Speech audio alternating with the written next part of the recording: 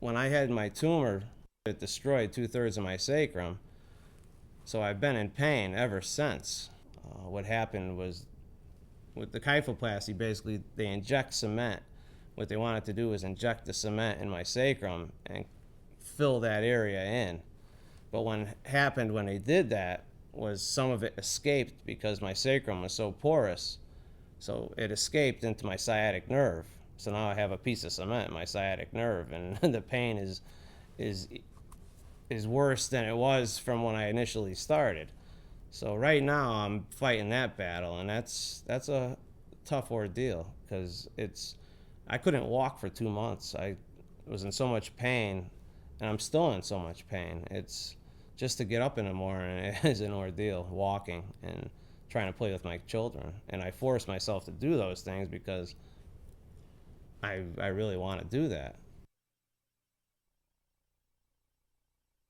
My kids are great. I mean, they're my life, our life. My son was young at the time. He was very young, and he didn't really understand that I was sick.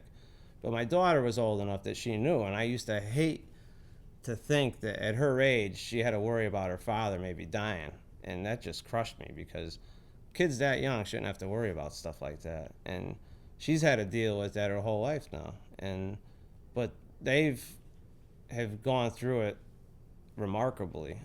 We tried to be honest, but also tried to take the edge off of things. Like before we had my transplant, when I shaved my head because I knew my hair was going to fall off from all the chemo, we did it as a family. I mean, they had fun shaving my head, and I think that just things like that, keep them involved. Don't keep them in the dark. I think it's very important to share with your children and to talk to them.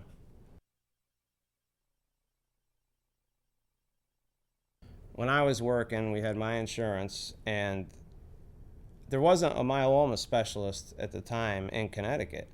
So my insurance company researched it, and they found either New York City or Boston, and I was referred to New York City, and it was kind of an ordeal because it was out of network because now I'm going to the city, and we were ready to fight it, and my wife did so much work to get it through, and she didn't put up with anything from insurance companies. I mean, she was ready to battle them, and even now she still does.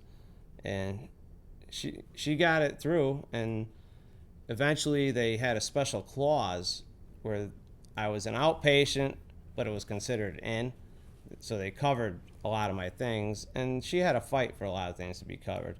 And that's another thing. If you don't have anyone who's able to do stuff like that, who's business savvy or dealing with insurance companies, it could be a difficult, it could be tough for someone to accomplish getting the bills paid because insurance companies, they just want their money and they really don't care. And they don't care about the situation. They just know that you owe them money and what they're covering, and they try to not cover as much as they can.